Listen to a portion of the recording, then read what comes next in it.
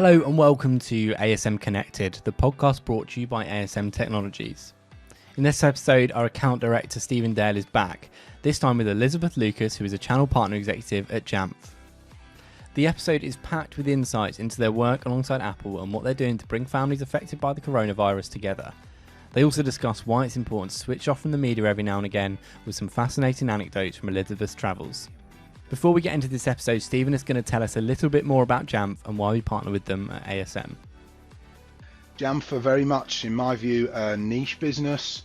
They're the best in their niche, and they've always been an innovative company. And what I like about Jamf's business is it's based on bringing efficiencies to their customers, and that's a massive shared focus that ASM have with Jamf for very different reasons.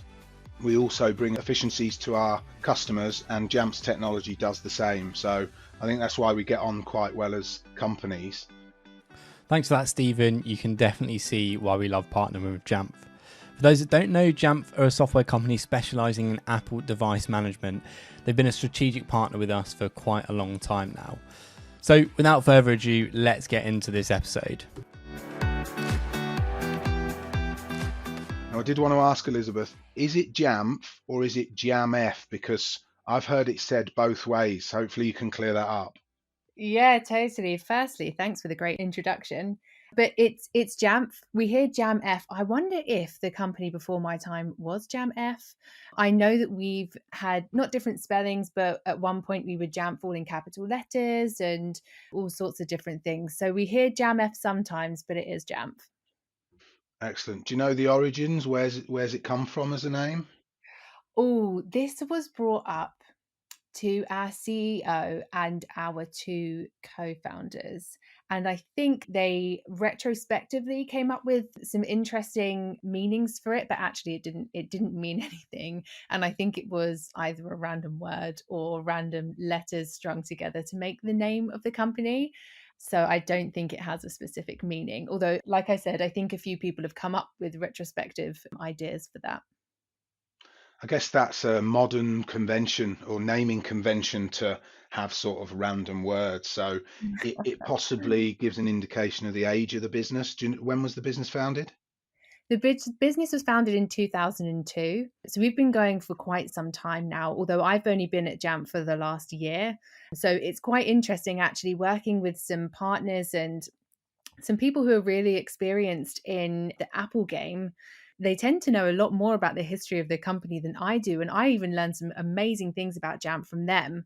And when the company was slightly smaller and they used to be really involved in our user conference, we've always built up a great community around us. And so it's great speaking to people who say, oh, I've been working with Jamf for 15 years and I used to know these people. And I think, oh, this is great. You know more about it than I do. So that's always good fun. But 18 years now. So it's our 18th birthday 2 days ago, which is really cool. Well, happy birthday, Jan. Happy birthday. I didn't realize it had been going that long, but obviously Apple's been popular for longer than that as well, so that makes sense. I get asked quite a lot where the name comes from, so I've started to even build it into some of my presentations, because ASM is a combination of the letters of the surnames of our founding two directors. So Graham Aspinall, Roger Smith. You overlap the letters and you get that ASM. And the reason I explain that to people is, one, because they ask, but it's really important to us that we've got sort of the two founding directors. They're still in the business.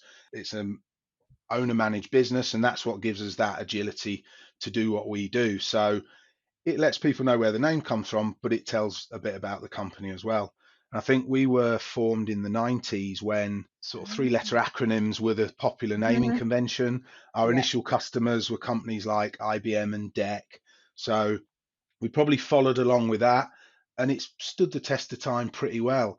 I think if the more modern naming conventions were used back in the 90s when ASM was founded, we might have been called Hacienda as a business, or Happy Mondays, which would have been pretty cool. And I think Happy Mondays is actually an excellent name for a company.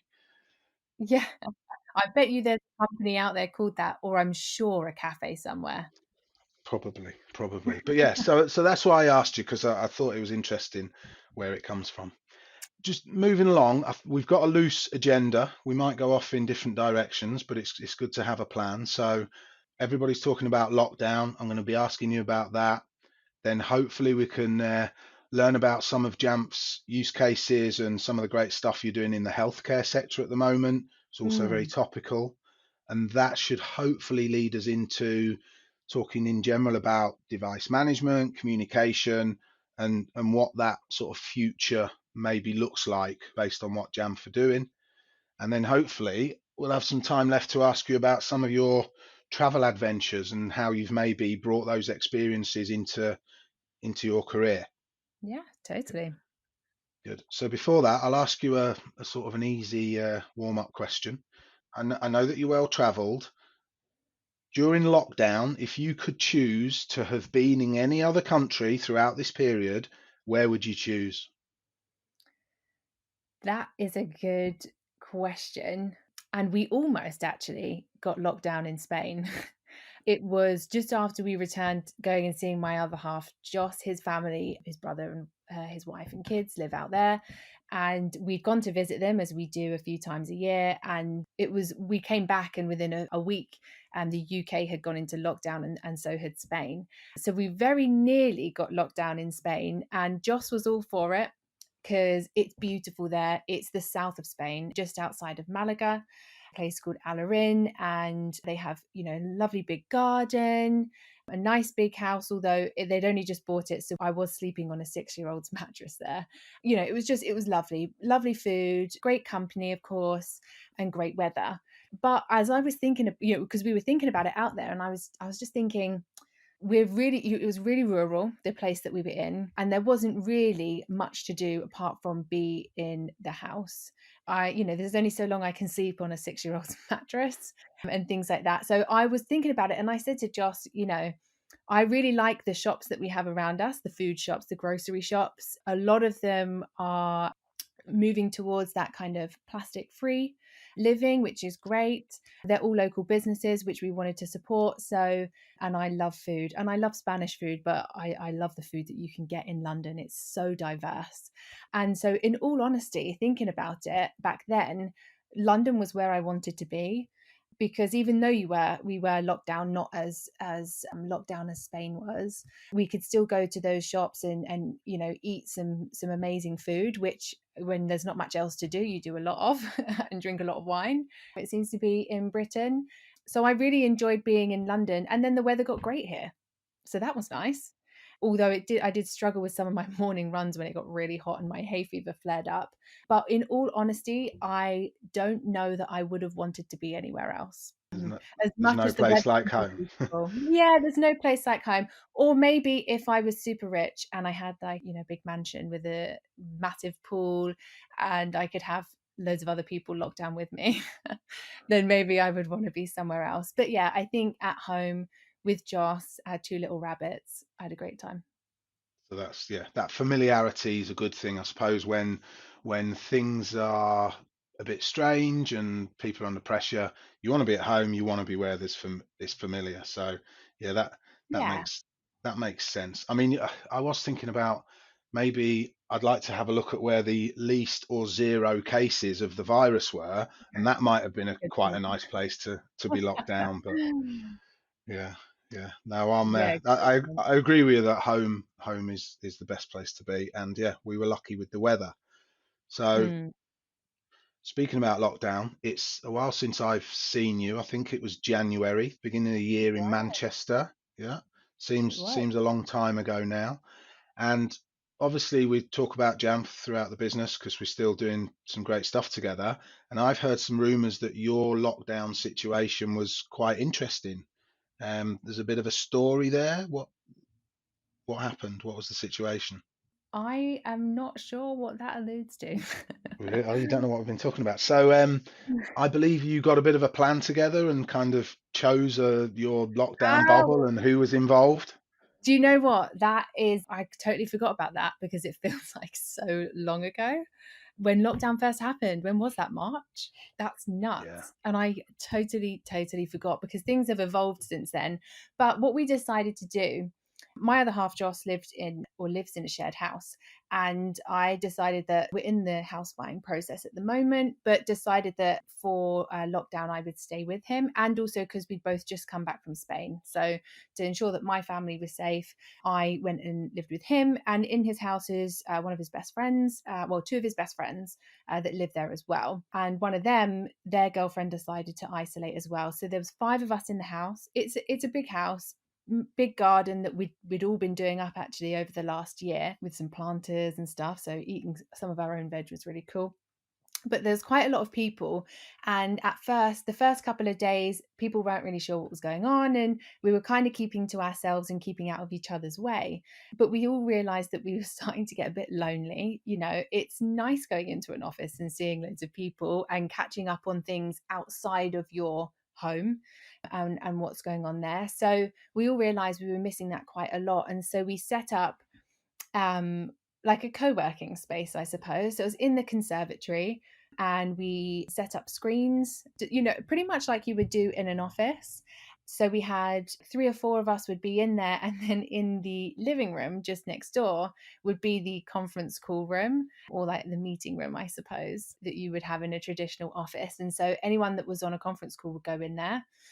I'm guessing everyone went through the same thing that I did. And it started off with a few, we were on WebEx then, we've just moved to Zoom actually, but you know, it started off with a few calls, and then eventually it turned into everyone was just consistently on back to back Zoom calls all day, every day. So it was really great while it started. It also got very hot, and conservatories are basically like a big greenhouse, right? So we were all sitting in there absolutely sweating. And then we had a big industrial fan because Joss is an event producer. So he always had these weird and wonderful, wacky things from events that he'd worked on. It's a big industrial fan, you know, really, really loud. So it ended up not being too ideal. And if I was, you know, I had many days where I was, you know, on phone calls for about 6 hours of the day and sitting in the living room on the sofa, and then I was propping up my Mac on the coffee table with loads of board games. Ticket to Ride is a great one if anyone wants some suggestions. Ticket to Ride and Splendor, propping my Mac up so that I didn't hurt my back too much. So it ended up, we iterated, and now there'll be maybe 1 or 2 people in there. Usually the 2, Headley does coding. So usually Headley and Joss now, obviously there aren't any events at the minute, but he makes music as well. So those 2, because they're not really on calls, tend to sit in the conservatory now. So it's still kind of a co-working space. And I've got the bedroom all to myself and the big desk in there. So that's good fun because I'm on so many calls. But yeah, we kind of set it up a bit like an office, and it was nice. The kitchen was like a kitchen you'd have in the office where everyone would be around at lunchtime, and you could talk and stuff like that. So it was nice to have a big group of people around, and to you know, so you weren't too lonely. I think that's the biggest thing. It can get very, very lonely when you aren't socializing with people outside of your home that you normally would. So it was nice to have those other people around. Wow, you've got it so sorted. I can see pros and cons in it though, because it's Yeah. great. You had the sort of foresight and the time to think, right, let's put something together. It's like Mm. a pop-up micro community, Yeah. replicating some of the bad elements of a not very nice office, just to keep it real. But I can't imagine, given a short amount of time to choose 5 other people to lock down with, 5 other members of the family is one thing, let alone friends as well. So I'm Mm. glad that worked out for you. I think most people were just like a rabbit in the headlights around that time, and you know, they were wondering if they had enough toilet roll to last them, rather than what Yeah. their co-working space might look like. So yeah, it makes my stand-up camping table in the spare bedroom sound like a really rubbish story.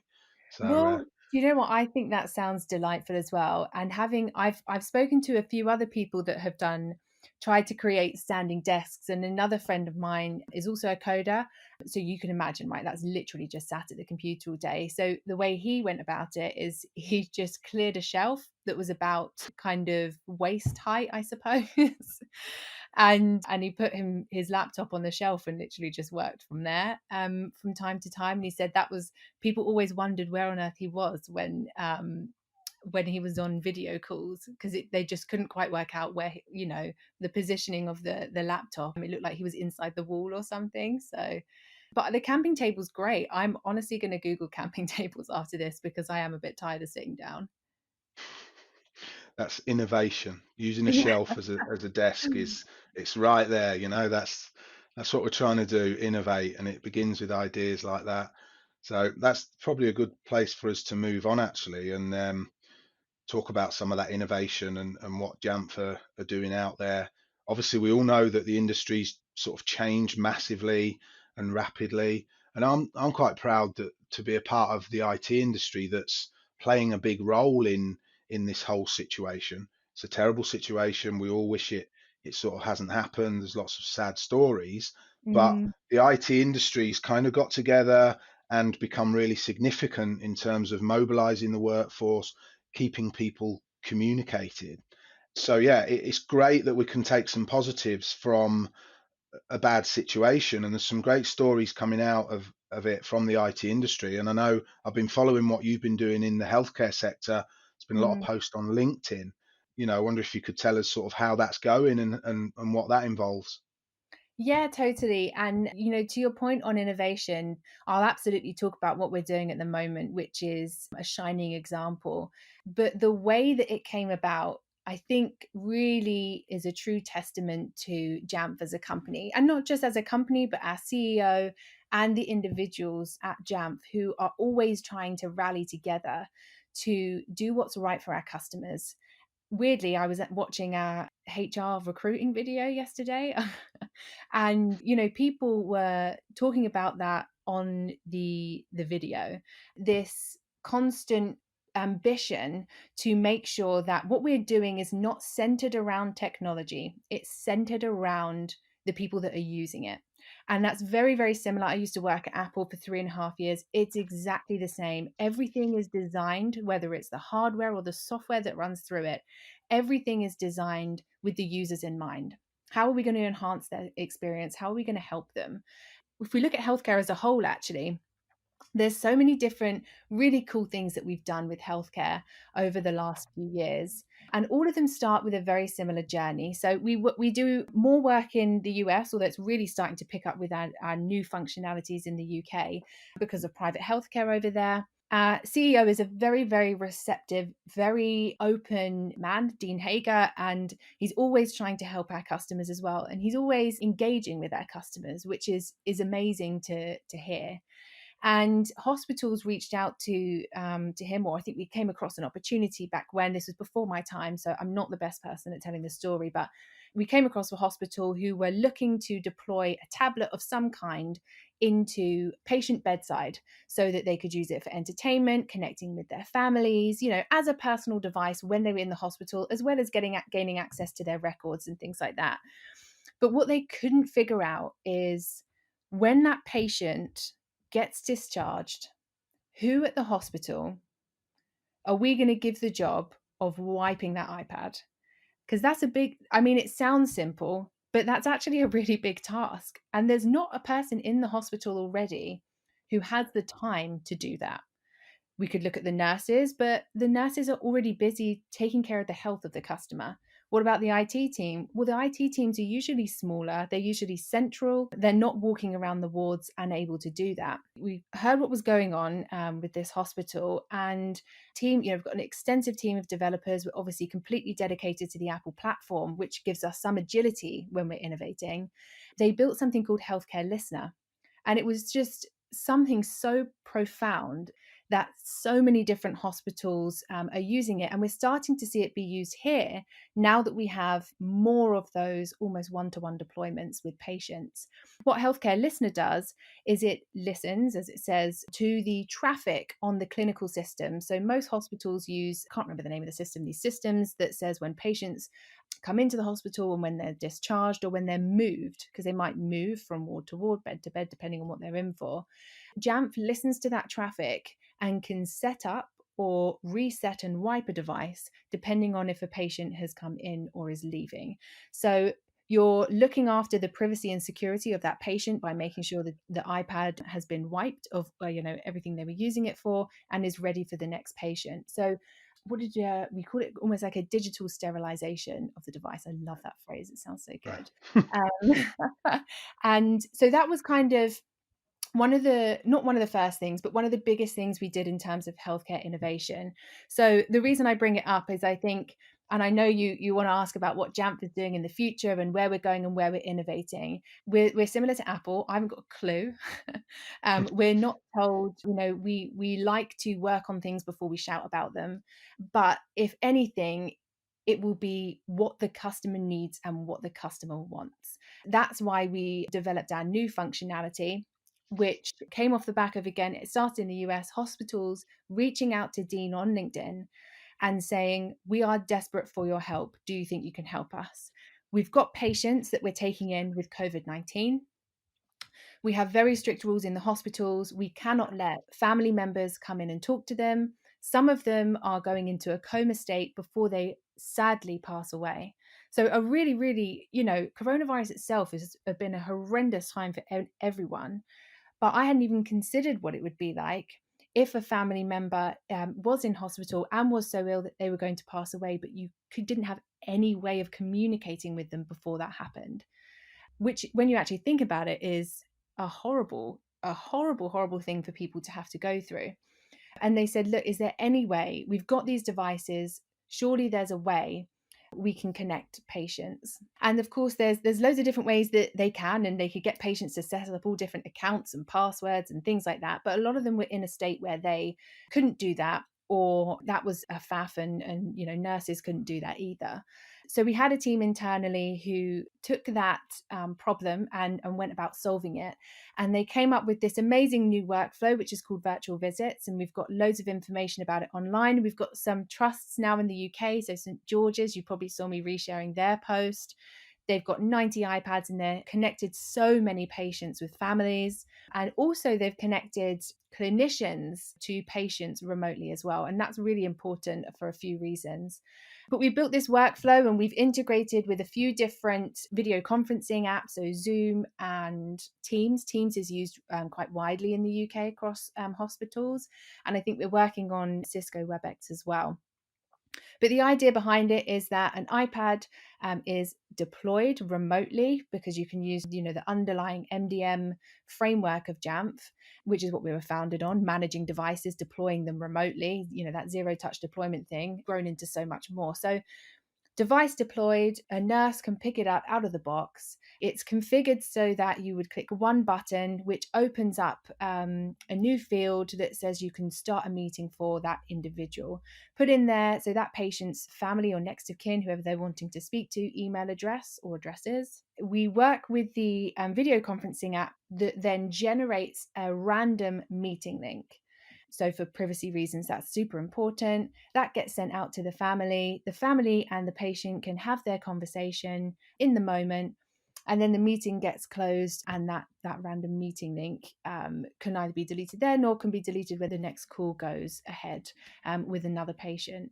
And we've got various different workflows, without going into it too technically, depending on if that patient is owning that iPad until they are discharged, or if it's one iPad that's just being used for this one purpose across loads of different patients, all with security and privacy of the patients and the families at the other end in mind. But the way that then iterated is doctors were, we all know that there is a huge lack of PPE in a lot of hospitals, and that was a massive problem. And drawing from some experience I had last year, it wasn't coronavirus related, but unfortunately I picked up 2 tropical diseases while I was cycling through Sierra Leone. But they suspected that I might have one that was a lot more contagious and lethal. So I got isolated, and every time a nurse wanted to come into my room, so let's say I pressed the button and I had a question, can I have some more painkillers, some anti-sickness stuff, some water, anything even as basic as those questions, the nurse would have to get dressed for about 15 minutes in the kind of like vestibule bit between the room that I was in and the corridor. Come in, I would ask the question. She would then have to get undressed and out of all of the PPE, and another nurse would have to watch them do it to make sure they did it correctly. And that's 30 minutes just so that she could go and grab a glass of water for me. So an insane amount of time that's being wasted, nurse time that is, was being wasted. And there must be a way to improve this system. And there absolutely is. So that exact same method that we just spoke about could be applied to clinicians where they have an iPad. They can pick a ward, a bed within the ward, or however the hospital is designed, and they can start an interaction with the patient in that bed remotely. So they don't have to get up in their PPE gear to do their, I was visited, and I don't know what it's like for coronavirus, but for when I was in the hospital, I would have the doctors came round or consultants came round twice a day. I would have other various different roles. I can't even remember them all. I was in a bit of a daze, but various different people coming in and checking in and asking questions where they didn't have to be right next to me. So all of those different problems can be solved by using this remote virtual visits workflow, which kind of does what it says in the tin, and save time and PPE when we're having a shortage crisis as well. So amazingly cool. I've kind of tried to talk about it, and I'm honestly not the best person, but I have to say that one of the reasons I love working at this company, and one of the things that inspires me to do better, is seeing my company react to what's going on in the world, to what our customers want, to what family members of our employees and customers want, and take time and dedicate themselves to solving those problems so that they can help people have a positive time in what is otherwise a very hard and painful time for everyone at the moment. So a bit of a journey there, because we're constantly innovating, and we're constantly doing more than just mobile device management. I think mobile device management is something that we can do. We've been doing it for years. We know what it is, but we're taking it that step further, and we're building solutions for customers now. What do you need, and how can we help you get there, is a question that we're constantly asking our customers. So super cool stuff we've got going on in healthcare. There's some amazing trusts that have done some work with virtual visits, and it absolutely warms my heart hearing back from those trusts and from the families who we've been able to connect to patients in hospitals. I just think it's absolutely amazing. I could not be prouder to work at Jamf at the moment. That's fantastic. It comes across. Obviously, you're really passionate about it, but so many good layers to that story. So, first thing, obviously, that customer centric sort of think about the people first.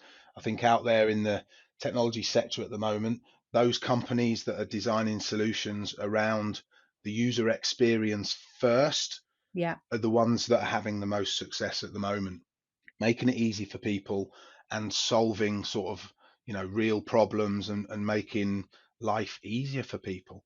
And you're obviously doing that. The other thing I like about this is it's so simple, communication, that sort of technology. If it's doing anything well, it's solving communication problems. Yeah. And it's never more important than obviously the medical terrible situations that people are in. So I think that's fantastic. And I think it's great how I'm not technical.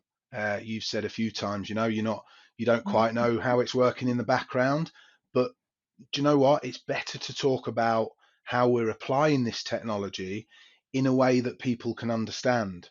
There's a lot of stuff out there, there's a lot of inventions that are highly technical, and they're either a luxury rather than a necessity, or they solve a problem that doesn't necessarily exist. Where what you're doing, thinking about the people first, then designing the solution around it, is really, really helpful. And I totally love the simplicity of it. The other thing I was going to say is we talk a lot about digital transformation at the moment. It means different things to different people. Everyone's talking about how we're in that accelerated state of transformation at the moment. And I think a lot of the technology you're talking about that's been put to use probably existed, maybe not in exactly the same format, but it's that application of the technology that is part of that transformation. And you've bolted sort of probably some of your own existing products and capabilities together to solve this problem, which I think is great. And the other thing I've been talking about or reading about recently in this digital transformation journey is the ethical side of it, this whole privacy, being monitored and storing of data. So everyone's Mm. rushed to get these solutions about working from home and communicating in different ways. But we've got to be careful as an industry that the privacy and ethics side keeps up with that. But as you've explained, that's very much part of your solution. That sensitivity of the information that's personal to people and what happens to that iPad and data afterwards. So it sounds as if, as a company, you're very much thoughtful around that aspects of things anyway. Oh, totally. And I think that is because we are so ingrained with the Apple ecosystem. And that is what Apple are all about. How can we enhance user experience whilst also protecting our users? Even before I started working at Apple, I was one of those people like, oh, I don't think they do what they say they do. But when you work there, you realize how seriously it is taken, whether that's you as an employee or just you as an Apple user. We absolutely, we only support the Apple ecosystem, and we totally believe in that too. And I think it's so important for people at the moment to have their privacy protected in way, sometimes even in ways where they don't even know that it needs protecting. So I think it's being part of that Apple ecosystem and believing in the same values that Apple has, for us as a company, as well. One of the things I'll mention, you mentioned about the technology being around, and it's the way you apply the technology. And I would say it's also the way that you combine technology. I think a fantastic example of this is Apple working with other companies for like COVID tracking at the moment. Big companies who wouldn't normally get together, getting together to help, for the greater good of the nation. And I think that's really, really important, is let's all work together.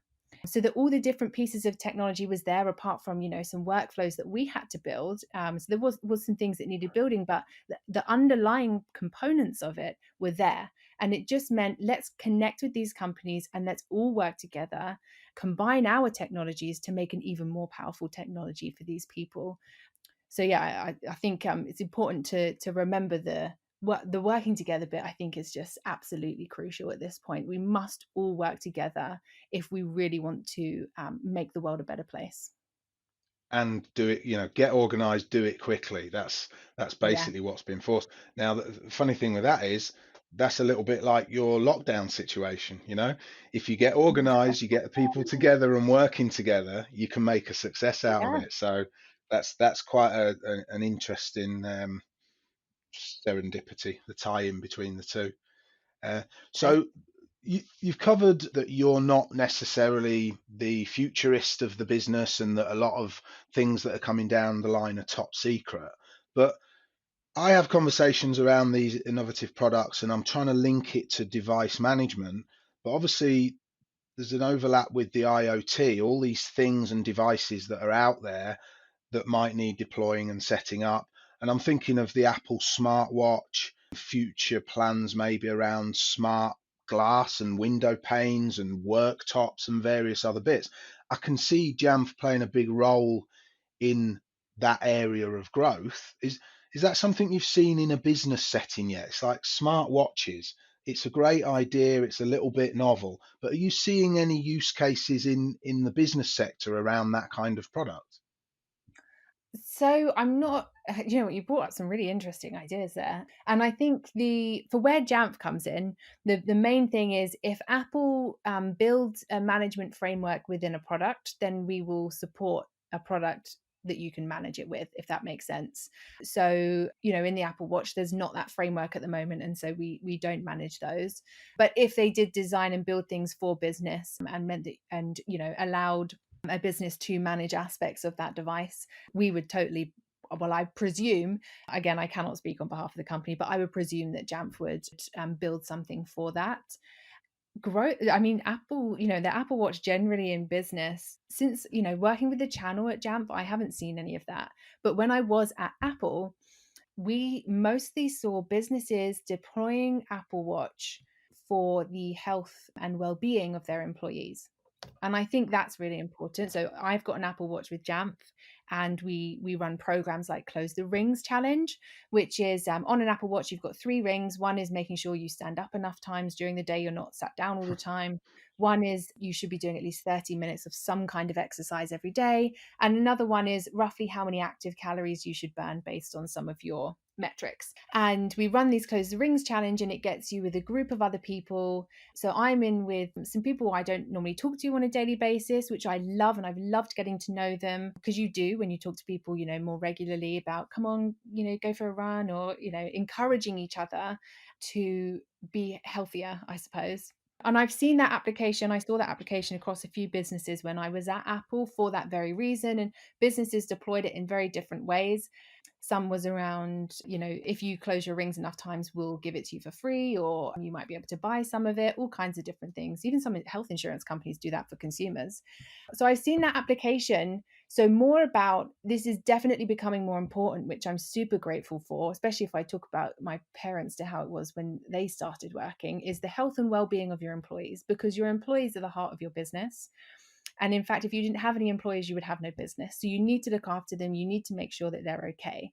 And so the Apple Watch can absolutely help them do that.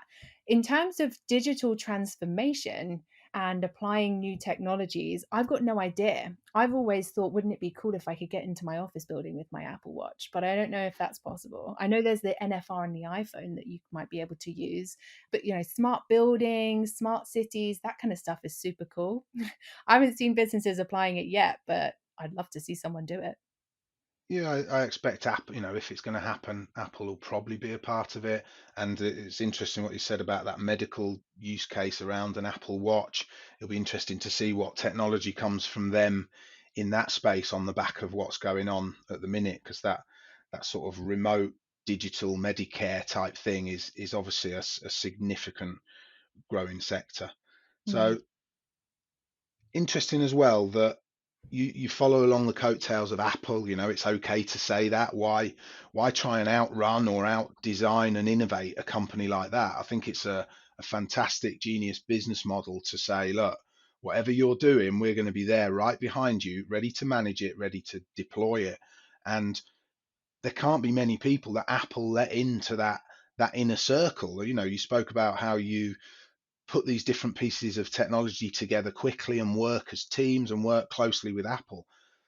I don't know if you know the story, but how do you get in the Apple inner circle? They're such a secretive, sort of closed off organization.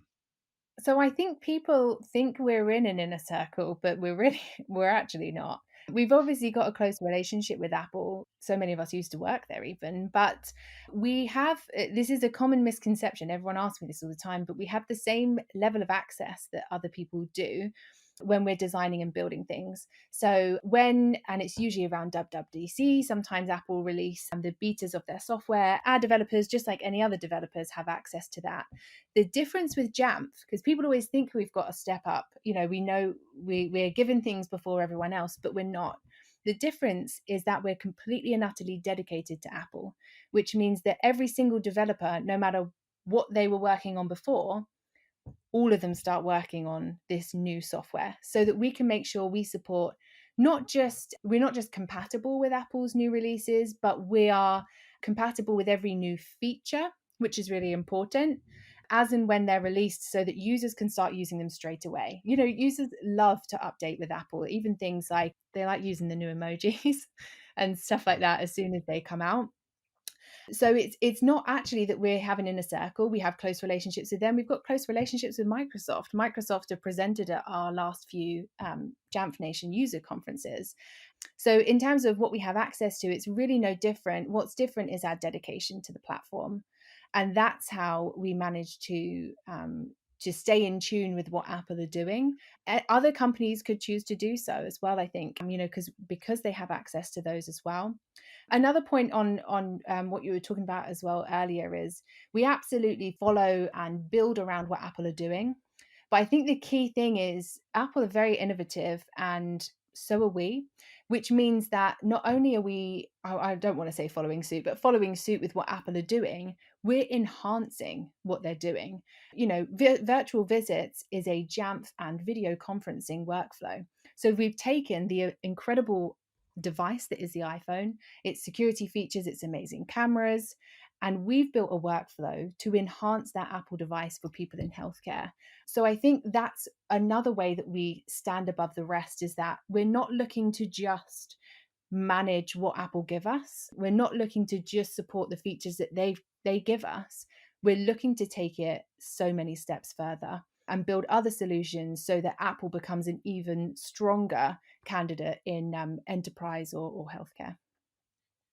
Well, that focus is such a key element, and there's overlaps with our business there because ASM work with companies like Jamf, innovative, disruptive kind of niche vendors that have got that focus, and ourselves are so focused on interesting vendors like yourself rather than that whole broader IT landscape of products, that we talk a lot to our customers about that same thing. Why are we good at what we do? It's because we've sort of picked an area and chose to focus on it. So I Yeah. think again that's another overlap between your business and ours, and clearly that's a really important element of the success of both of our businesses, really. So that's really interesting to learn about. And I did watch a video about the Jamf working with Microsoft on Apple devices. So that was something else that I learned that I didn't know. The whole them and us sort of, Microsoft over here, Apple over there. It's great that you're bridging that gap and coming up with solutions where you can use one platform on the other device. So that's something else I've learned. Yeah, totally. Those partnerships are really, really important. And even when I was at Apple, people used to say the same, think that Apple and Microsoft weren't friends, but they absolutely are. And that's because they realized early on, and we realized we're only going to have a better product when we work together. So yeah, super important. Yeah, that's the whole industry's come together, and like I said, we can be proud of what the IT industry is doing out there in the community at the minute to help. So you've told us about Jamf. You told us a little bit about your travel experience earlier, the tropical diseases, the experience in Sierra Leone. How, are there any other stories, or which is the most memorable story from your travel experiences? And let's face it, you're going to places that most of us wouldn't think to go or haven't had the opportunity to go. What's one of the more memorable experiences, and how have you applied that to your career, your work, or your interest in technology? Yeah. Great question. I know I already spoke about Sierra Leone, but I would have to say it's probably one of the most interesting places I've been to. How I even ended up there was quite random, actually. I'd recently broken up with someone and decided that I was just going to say yes to as many things as possible and try things and push myself completely out of my comfort zone. I ended up singing a Mozart requiem in a church. I've never sung in a choir before. It was in Latin. I was basically just making noises, if I'm being honest. One of my friends, when I was at Apple, she came back. So her name's Lena. She came back from lunch and said to me, "Hey, what do you think about running a marathon in Sierra Leone?" And I said, "No." And she went, "Okay, what about a half?" And I was like, "Okay, yeah, I'll do that. No problem." And I, without question, and because if I think about things, I don't end up doing them, and I'm terrible with organization. So I said, "No problem. Where's the link?" She sent me the link. It turns out there was a London meetup about it that very night, which she ended up not being able to go to. So I went to it and I just thought, this is brilliant. So I signed up to it. I'd only ever been to Northern Africa before. I'd been to Morocco once. I hadn't been to any of the other countries in Africa before. I was really keen to get over there and see what see what Western Africa was like, and see it. Sierra Leone is on the west coast and it's got some stunning places. To be fair, they really sold me when they said an old Bounty advert on this beautiful beach with white sand and palm trees is where it was filmed. So I thought, great. It's like a screensaver picture. Yeah. Oh, it honestly is. And then, yeah, we went, and I didn't really do much practice because I don't even know why I didn't. I ran once. I was doing like 5K runs, but a half is 21 kilometers roughly. We went out there and I was expecting to do it more as an adventure experience, but honestly, I just had this sense of peacefulness when I was out there. People don't have anything, yet they are incredibly happy. I'm not saying everyone's always happy all the time, but they were so happy, so welcoming, so nice. You know, we went out, and the charity I did it with, Street Child, are great because they take you out for 4 days and you go and visit the projects that they're working on. So you really get to see where the money you're fundraising is going. And I think that's really important. And it's why I'm such an advocate for Street Child now. If they hadn't have done that, I don't think I would, you know, be so bought into what the charity are doing. Met the CEO out there as well, which was great. But they basically, the charity Street Child run the Sierra Leone Marathon, and people come from countries all around. Plus there were about, I think, 90 people that came over from Europe, mostly from the UK, to take part in the marathon, or half on in my case. And then we ran it, and I just loved the country. It was just, it's absolutely stunning. The ground is like this orangey red earthy color, and it's so lush and tropical. I just learned so much about the way of living there, the civil war, what happened, building the country, how the education system runs over there. And you just forget that things are so different. Sometimes you just forget what goes on in the rest of the world. And I was so happy to learn all about it, and how Street Child were helping the rural schools and some of the urban schools and with their kids. So that was fantastic. But running's really not my thing. So I always said I wanted to go back, and I was going to go and volunteer for a period of time, but Jamf wanted me to start quite quickly. So I thought I'll start at Jamf, and I can still go back to Sierra Leone at one point.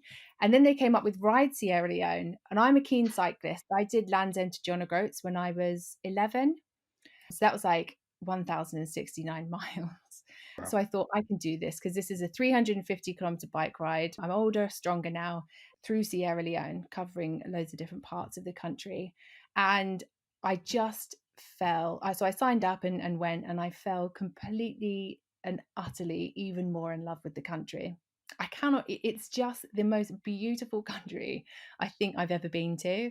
And people were just absolutely delightful. So we went into some very rural villages where people made us lunches, dinners. It was just a fantastic experience, and it will always hold a very, you know, strong place in my heart, that country. So it was absolutely fantastic. I loved it. I was cycling with 7 complete strangers. I got to learn all about them. We had police officers and a couple who just moved to Germany, and one our medic. So she does she's a medic for all of these crazy adventures that she gets to go on. All these brilliant people, and that for me was great. I love meeting new people, learning about them. So I would have to say Sierra Leone is my favorite place. And I've always gone, well, I went with one friend last time, but I went on my own this time, and I quite like doing an adventure on my own, because I think it pushes you again more out of your comfort zone to engage with the people around you. And I always put my phone on flight mode from the minute we take off in London from the airport, and I don't turn it back on until I get back. And it forces you to, first of all, relax. And it also forces you to really consume the environment around you and the people. And you are looking at everything that's going on instead of looking at your phone. And if I could give anyone some advice, it would be go away for 1 week every year and only communicate with the people that are around you. So I think it's very important. Probably harder to do than most people imagine, given the way that we've become addicted to our devices. But did you feel challenged? I know it's a challenge to go out there and do what you did, but did you feel sort of challenged constantly, or did this sort of peacefulness and gratitude and these feelings that you had overwhelm the feeling of being challenged? You know, did it balance itself Yeah, out? I thought that the cycle was going to be more challenging. The challenging part is that you only have the food that you've got with you. You're obviously in a country where food isn't, is still not accessible to everyone, and you have to be mindful of that. The biggest challenge for me, I eat a lot of, I think I might have mentioned before, I eat a lot of food. The cycling itself wasn't so bad. When we stopped, you really felt the heat of the country, and it was like 30, plus degrees and very, very humid, because it was still, the rainy season was ending. So the biggest challenge for me, I think, was just feeling slightly exhausted or tired from that. But yeah, in all honesty, like, it still had enough challenge to keep me entertained. But I could have just sat there for a week and walked around. It's just, you just learn so many things. And I think that's the important part. If you are going to do something and you're not going to have your phone, go to actively learn something, because otherwise you will get bored. Learn about the trees, learn about the food that is on the road. Why is the food on the road? Well, they're drying the spices so that they can ground them up, and go to immerse yourself in a different culture and learn those things. And that, I think, challenges your mind and challenges what you know to be a normal day for you, I think, is the biggest thing. But yeah, the peacefulness and the friendly nature of everyone out there overwhelms everything else. And switching off your phone. That's a big Yeah, takeaway from gotta that get as that well. phone turned off. Yeah, brilliant. So it's been really interesting. I want to sort of summarize what we've been through. We've covered so much, and it's interesting listening to your stories. But so for me, it's get your act together. A little bit of pre-planning in a lockdown type situation sets you Mm, up with a good environment to be in. That's got to be helpful. I'd say be grateful to innovators like Jamf for people being able to communicate in difficult times. I think be grateful to the IT industry for getting out there and thinking about solving these sort of problems. And then I'd maybe say, obviously, I'm going to take from this conversation, travel when you get the opportunity, challenge yourself. It will probably teach you lessons about life that you can bring back, and it will make you more grateful about your job, your career, and your whole situation. So, yeah, yeah, totally. And I'd it, only add, also grateful to the NHS, of course, for being amazing yes, during this time they're, as well. there's top. They're the top of the heroes list without a shadow of doubt. But no, it's been great hearing about the sort of a lot of it's about people. The technology is about delivering stuff for the people, and all these businesses in our industry are definitely people driven. So that's really encouraging to hear. So it's been a real pleasure to speak to you. Thanks for taking the time today, and obviously I look forward to ASM and Jamf doing some great business together with our customers going forward. Yeah, absolutely. Thanks so much for having me. It's been great. No problem. One last question. I think I might know the answer to this already, but the weather's been really good in May. Okay. If the UK weather was always as good as it's been in May and you weren't allowed to travel to another country, where would you go for a staycation? Oh, great question. I have only been once and I really want to go back to the Lake District, because I just love nature, not buildings. I much prefer, despite living in London, I love just seeing green everywhere, and I love water. Not getting in it, absolutely petrified, like unbelievably terrified of getting in a lake. I would just be screaming the whole time, but just looking at the water and a sunset and, nice glass of wine. Perfect. Brilliant. That was my choice as well. I'm Northwest based. We're a Northwest headquartered business, so absolutely my choice was also the Lake District. Oh, So nice. fingers crossed, when everything gets back to normal, we will be able to go and explore those lovely places as well as all those countries overseas. Absolutely. Thank you so much for listening to the episode. We hope you enjoyed some of the superb conversation here from Elizabeth and Stephen. We're going to be releasing even more episodes with even more fantastic guests over the next few weeks and months, so make sure that you subscribe so that you don't miss out. If you'd enjoyed this episode, we really appreciate it if you could leave a review on your podcast app of choice. Finally, if you'd like to find out more about what we do here at ASM, head over to our website at asmtech.com.